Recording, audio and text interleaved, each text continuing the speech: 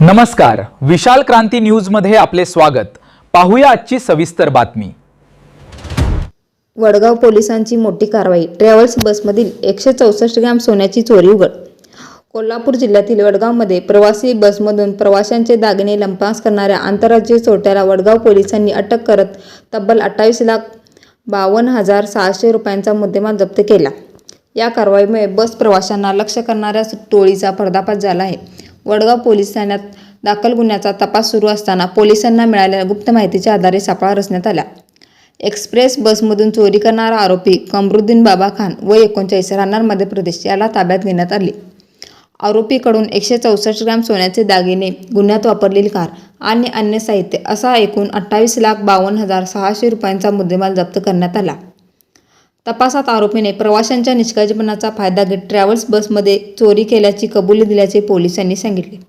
या कारवाईमुळे बसमधील चोरीच्या घटनांना आळा बसणार असल्याचे बोलले जात आहे।